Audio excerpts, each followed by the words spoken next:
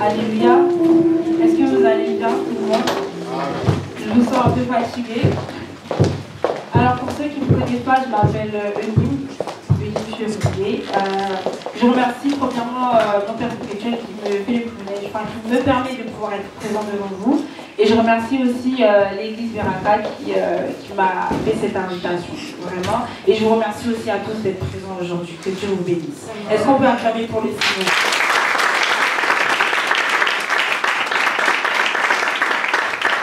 Donc, en quelques minutes, je vais vous raconter un peu mon témoignage. Comme le thème, c'est la jeunesse influence. Est-ce que quelqu'un peut dire avec moi jeunesse influence? Jeunesse influence. Je vous entends pas. Jeunesse influence. Jeunesse influence. Est-ce que vous pensez être des jeunes influents? C'est une question pour chacun de nous. Est-ce que chacun de nous pense être un jeune influent ou une jeune influence?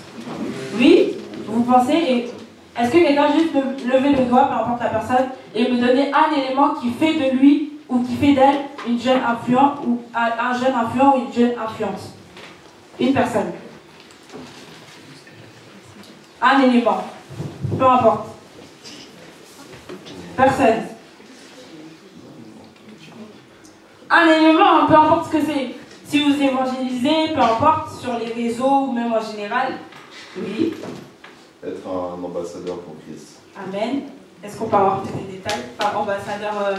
Être un ambassadeur, ça veut dire que par son style de vie, par sa manière d'être, sa manière de parler, on représente Christ, donc on est influent. Amen. Amen. Merci beaucoup. Mon frère, est-ce qu'on peut acclamer pour lui?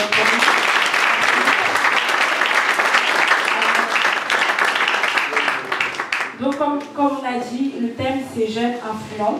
Et si j'ai été invitée aujourd'hui, c'est parce que je suis influenceuse chrétienne du coup. À un moment, j'acceptais pas ce titre parce que j'avais du mal avec ça. J'avais du mal avec ce que le Seigneur m'avait donné. Donc mon témoignage, il commence dès ma naissance. Donc je suis née dans une famille chrétienne. Voilà. Je pense que la plupart de nous, d'entre vous, vous étiez dans une famille chrétienne, la grande majorité, n'est-ce pas? Voilà. Donc on se comprend un peu. Et au début, c'était très compliqué parce que je suis née dans une famille chrétienne, mais j'accrochais pas avec le Christ. Donc ça veut dire que pendant que les autres allaient à l'église, etc., j'y allais, mais j'avais pas plus d'accroche que ça. Et avec le temps, le Seigneur m'a fait comprendre qu'il m'appelait dans un certain domaine ou dans une certaine catégorie. Donc j'ai rencontré le Seigneur précisément en 2020. Je me suis baptisée en 2020 et c'était une montée crescendo, c'est-à-dire que c'est allé petit à petit. Donc quand je suis née dans ma famille chrétienne, j'avais pas, comme je vous ai dit, cette accroche avec le Seigneur. Donc ça veut dire que j'étais une personne qui était très rebelle avec moi-même déjà, avec le Seigneur et envers ma famille. Donc j'étais vraiment seule dans mon coin à vivre mon histoire à moi. Et j'ai toujours été une personne qui a toujours écrit sa propre histoire, qui a toujours écrit sa propre vie. C'est-à-dire que c'est moi qui dirigeais tout ce que je faisais. Pour ceux qui regardent les vidéos, avant de faire une vidéo, j'écris un script. Et en fait, ma vie d'avant, c'était vraiment quelque chose d'écrit. Tous les jours, je dictais ce que je devais faire, comment je devais réagir face à des personnes. Et toujours, ça marchait. Donc, c'est-à-dire qu'en classe, je faisais toujours partie des premiers de la classe. Quand il y avait les élections des délégués, c'est toujours moi qu'on mettait. Pourtant, je n'avais pas plus que les autres. C'était une personne intelligente. Voilà, j'avais toujours cette même intelligence que j'ai aujourd'hui, que le Seigneur m'a fait grâce d'augmenter. Mais voilà, j'étais quand même cette personne qui dictait ma vie, qui écrivait ma vie, comment elle doit se passer. Donc c'est-à-dire qu'il y avait des journées où, quand je partais à l'école, je me dis, je vais me comporter comme ça avec telle personne et telle personne. Et au fur et à mesure du temps, l'appel du Seigneur commençait à un peu plus frapper dans ma vie et dans mon histoire. Et petit à petit, je perdais le contrôle de ce que j'avais. on va dire que ça a commencé vers le collège. Donc au collège, il faut savoir que bon, j'étais... vous savez, il y a ceux qu'on met de côté, voilà, ils sont pas connus. Et puis il y a les populaires, un peu à la style américaine et tout. Et au collège, c'était un peu comme ça. Pareil pour le lycée, c'était un peu comme ça. Et donc Eunnim, c'était une fille qui, voilà, tout le monde la connaissait, tout le monde savait qui c'était. Tout le monde voulait être ami avec Eunnim. Et un jour, il y a eu un jour où beaucoup de choses se sont passées. Et j'ai été un peu la fille pointée du doigt. Et c'est là où j'ai commencé à comprendre vraiment l'appel du Seigneur. Et je n'ai pas accepté cet appel. C'est-à-dire que de cette rébellion-là que j'avais, de ne pas vouloir vraiment laisser ma vie entre les mains de quelqu'un, de Dieu tout simplement, et ben ça a fait que ça a vraiment lié une bataille entre moi et le Seigneur. Donc je n'arrivais pas à accepter l'appel qu'il était en train de me lancer. Donc ça veut dire petit à petit, plus le temps avançait, plus on avançait dans le temps, plus les épreuves du Seigneur commençaient à monter. Donc premièrement, ça a été l'abandon de mes amis. Donc comme je vous disais, j'étais une personne qui avait beaucoup d'amis, vraiment beaucoup d'amis. Et petit à petit, je perdais des amis et je me retrouvais toute seule. Mais cette force-là de vouloir vraiment rester dans mon truc à moi, dans ma rébellion, a fait que j'ai dit, il n'y a pas de souci. Même si je perds des amis, même si je perds des gens, je resterai seule. C'est pas grave. Donc, arrivé à une certaine année, je me suis vraiment retrouvée toute seule. Je crois qu'il y avait 2 amis, mais au fur et à mesure, chacun commençait à écrire son histoire, donc j'étais vraiment seule. Et j'ai continué dans ma rébellion avec le Seigneur. Je savais qu'il m'appelait, je le sentais, je l'entendais, mais je ne voulais pas accepter. Et on arrive donc au collège, enfin au lycée, pardon, et la bataille continue toujours. Il y a un détail aussi que j'ai oublié. Je sais pas si vous connaissez l'expression chouchou des nanas. Vous connaissez? Bah moi c'est l'inverse du coup pour les garçons. Donc c'est-à-dire que je sortais pas avec beaucoup de garçons, mais je parlais avec beaucoup de garçons. Tu vois, du fait qu'on me connaissait et tout, je parlais avec beaucoup de garçons. Donc ça, arrivé à un certain... Donc quand je disais pardon, arrivé au lycée, avec le temps, plus je descendais dans ma notoriété, si on peut dire, plus l'autre côté aussi ça montait. Donc c'est-à-dire que là, je sais que pas beaucoup de gens vont savoir qui je suis. Donc je vais trouver d'autres activités à côté. Donc c'est-à-dire que j'ai commencé à parler à beaucoup de gars et tout. Et encore une fois, le Seigneur m'appelle. Il m'a fait comprendre que c'est pas parce que tu diminues de ce côté que c'est de ce côté-là que tu dois augmenter. Et petit à petit encore, la bataille continuait. On monte encore chaque année, la bataille continuait, chaque année, la bataille continuait. Et il y a vraiment une année où je me suis retrouvée seule. Où je me suis retrouvée vraiment toute seule. La bataille, je l'ai menée pendant 3 ans à peu près. Et je me suis vraiment retrouvée seule. Et dans ma solitude, c'est là que j'ai commencé à dire au Seigneur, bon, Seigneur, aujourd'hui je vais t'accepter, mais à mes conditions à moi. Je vais t'accepter, mais je veux que tu diriges ma vie d'une certaine façon. Je continue encore dans ma rébellion. Il faut que ma vie, elle soit dirigée de cette façon, elle soit dictée de cette façon. Et l'année où j'ai dit ça au Seigneur, j'ai fait un vœu. Chaque année, avant de rentrer dans une nouvelle année, comme je vous ai dit, j'ai toujours écrit les choses. Et cette année, j'ai écrit à Dieu que je voulais offrir une maison à mon grand-père, parce que c'est avec mon grand-père que j'ai grandi. Et de tout ce que je disais au Seigneur, en fait, à ce moment-là où je lui dictais ce qu'il devait faire, il a pris en compte beaucoup de choses, mais cette année-là, il a pris mon grand-père. Et ça a été le coup de choc pour moi, le coup de choc pour mon histoire. À partir du moment où mon grand-père est décédé, ça m'a beaucoup touchée, et c'est là où j'ai vraiment compris que il m'a fait comprendre la vie, il m'a fait comprendre qui j'étais, il m'a fait, en fait, sur la seconde où mon grand-père est décédé, j'étais là. Il était dans mes bras et il est décédé devant moi. Et la seconde où il a fermé les yeux, il y a quelque chose en moi qui m'a dit, voici la vie. C'est moi la vie. C'est-à-dire qu'aujourd'hui, tu veux contrôler ton histoire, tu veux contrôler ta vie, mais c'est moi qui donne la vie et c'est moi aussi qui reprends la vie. L'élément que tu pensais, l'élément que tu aimais le plus, parce que mon grand-père, j'ai grandi avec mon grand-père. C'est-à-dire que mes parents, c'est pas que j'ai pas plus d'amour pour mes parents, mais j'ai vécu avec mon grand-père. Donc il m'a pris l'élément qui était le plus important pour moi. Et c'est à partir de ce choc-là que j'ai décidé de donner ma vie à Dieu. L'année qui a suivi, j'ai vraiment tout lâché et ma conversion elle s'est faite du jour au lendemain. C'est-à-dire que j'ai vraiment tout abandonné parce que c'était vraiment un choc un choc. Je ne sais pas s'il y en a qui ont déjà vécu de vivre la mort de quelqu'un, mais de face, c'est vraiment horrible comme sentiment. J'avais du mal à dormir, j'avais l'impression de le voir par moments dans les endroits où j'étais, etc. Et par la suite, j'ai vraiment décidé de donner ma vie à Dieu, mais d'une autre façon, où je lui dicte plus ce qu'il doit faire de moi, mais de le laisser faire ce que lui doit faire. De le laisser lui écrire mon histoire, de le laisser lui dicter ma vie. J'étais plus Eunime, celle qui écrit sa vie, aujourd'hui je dois faire comme ça, non. Le matin je me réveille, c'est le Saint-Esprit qui dit Eunime, tu dois faire ça. Eunime, c'est comme ça que tu dois marcher. Eunime, c'est là que tu dois aller. Ça a été très difficile, et c'est encore difficile aujourd'hui, de pouvoir accepter que le Saint-Esprit puisse prendre complètement le contrôle. Ça a été une bataille parce que j'ai... comment je pourrais dire? Parce que, pour ceux qui savent, pour ceux qui regardent mes vidéos, je fais de la psychologie, des études en psychologie, et ce mélange a été très compliqué. Donc c'est-à-dire que là-bas, tu apprends beaucoup de choses. On t'apprend que l'homme, entre parenthèses, domine sur lui-même. Donc il n'y a pas de force, enfin il y a une force au-dessus de l'homme, mais ce n'est pas cette force-là qui domine. Et par la suite, avec ce mélange avec le Saint-Esprit, c'était très compliqué parce que je devais pouvoir associer les deux ensemble.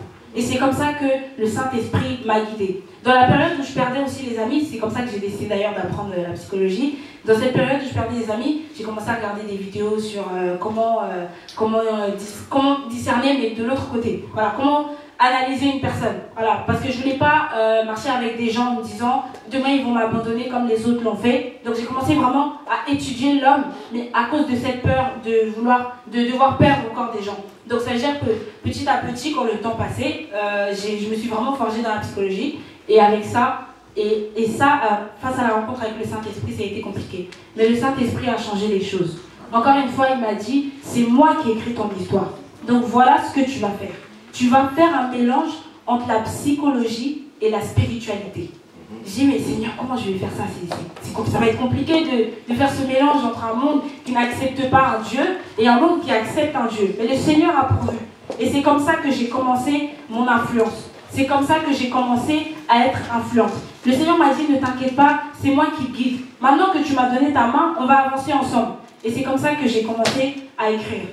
Celle qui l'écrivaine, je ne sais pas si ça se dit, celle qui écrivait les histoires d'avant pour écrire sa vie, aujourd'hui elle écrit la vie de celui qui l'a sauvée. Donc chaque jour quand j'écris, quand je prends mon cahier de psycho et je prends la Bible et que je mélange les deux, je dis waouh, le Seigneur est en train de faire quelque chose de merveilleux. Et tout ça parce que j'ai accepté de tenir sa main. Et chaque jour qu'il fait, chaque jour qui passe, il m'emmène encore plus loin. Il m'apprend des choses et des choses. Parce que, je ne sais pas si vous êtes au courant, mais plus le monde avance, plus le monde se dégrade, mais je ne saurais pas comment vous expliquer. C'est le sujet d'une vidéo, donc je ne vais pas trop détailler. Mais voilà, le Seigneur m'a vraiment poussé en me proposant sa main. Et le fait que j'ai accepté sa main, il a décidé d'écrire mon histoire. Donc chaque jour, c'est plus Eunime qui écrit son histoire, mais c'est Jésus qui écrit son histoire. Amen. Chaque jour, c'est plus moi qui dis.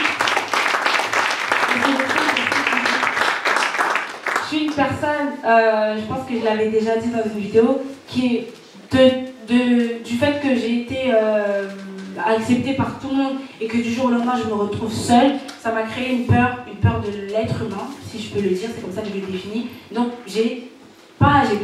mais j'avais peur de l'être humain. J'avais peur de parler aux gens et d'accrocher avec ces gens pour qu'au final ils m'abandonnent. Parce que les blessures du cœur font très mal. Les blessures du cœur détruisent l'homme. Et j'ai dit au Seigneur, un soir, là où il m'a fait comprendre que voilà, tout ce changement que je t'ai fait faire, tu dois le montrer aux autres et tu dois parler de ça sur les réseaux sociaux. Au début, ça a été très difficile d'accepter ça, de devoir faire mes vidéos, etc. Parce que voilà, je ne voulais pas forcément montrer mon image, m'exposer, etc. Mais le Seigneur m'a fait comprendre que voilà, regarde, ce monde, il souffre. Et de cette même façon que moi, ce monde souffre parce que je lui tends la main, mais il n'accepte pas ma main. Amen. Et toi, je t'ai tendu ma main et tu as fini par l'accepter. Donc de cette même façon que je t'ai tendu la main et que tu as accepté ma main, il faut que ce monde aussi puisse accepter ma main. Pardon. Donc à partir de ce moment-là, le Seigneur a commencé à me dicter les choses. Et c'est pour ça qu'aujourd'hui, je suis devant vous. Chaque jour, chaque soir, 2 h du matin, le Seigneur peut me réveiller, je prends mon stylo, je prends mon cahier, je prends mes 2 livres et je fais mes comparaisons, j'écris. Et là, c'est pas moi qui suis en train d'écrire, c'est le Seigneur qui est en train d'écrire. Et au travers de mon histoire, au travers de ce que moi j'ai vécu, le Seigneur rajoute des choses. Et il dit, regarde, de cette peur que tu avais de l'homme, aujourd'hui, il y a des gens qui souffrent de cette peur. Et toi, en écrivant et en faisant tes vidéos, tu vas aussi aller toucher les personnes qui souffrent de cette peur. Vous savez, on dit que Jésus est le médecin par excellence. Et moi, je crois que s'il est le médecin par excellence, c'est parce qu'il peut guérir des maladies qu'aucun médecin humain ne peut guérir. C'est parce qu'il peut guérir des maladies extraordinaires. Et en lisant mes livres, en faisant mes études, je remarque que les douleurs les plus grosses sont les douleurs intérieures. Ce n'est pas les douleurs physiques. C'est-à-dire qu'aujourd'hui, si quelqu'un a une simple blessure sur la main, on peut trouver un remède. Mais quelqu'un qui va aller se suicider, si son esprit a déjà été captivé par quelque chose, personne ne peut rien faire. Il y a seulement Jésus qui peut faire. Et aujourd'hui, Jésus me dit, de la même façon que je t'ai tendu la main et que tu as accepté cette main, je veux que tu ailles parler à ce monde et que ce monde puisse accepter ma main. Alors, bien aimé, j'aimerais vous dire aujourd'hui, jeunesse influente. Et c'est pour ça que je vous ai posé la question. Avec quoi est-ce que vous influencez? J'aimerais que quand chacun de vous rentre chez lui, il se dise, mais avec quoi est-ce que j'influence? Mais aussi, le conseil que j'aimerais vous donner, c'est d'utiliser votre témoignage pour parler de Dieu. On n'est pas tous appelés à être évangélistes. Mais quand Jésus a parlé, il dit, allez, faites de toutes les nations des disciples. La parole n'était pas pour une seule personne, mais c'était pour tout le monde. C'est-à-dire que chacun de nous est appelé, certes, à être prophète, à être pasteur, mais il y a une chose que nous devons tous faire, qui nous concerne tous, c'est qu'on doit faire de toutes les nations des disciples. Ça nous concerne aussi.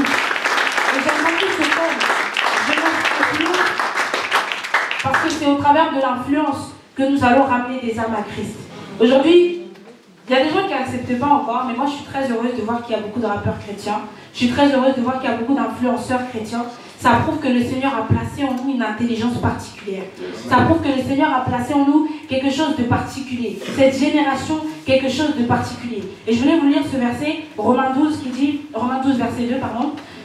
Ne vous conformez pas au siècle présent, mais soyez transformés par le renouvellement de l'intelligence. Je crois qu'il y a une certaine époque précise, là où certaines personnes sont nées, il y a eu le renouvellement d'une certaine intelligence.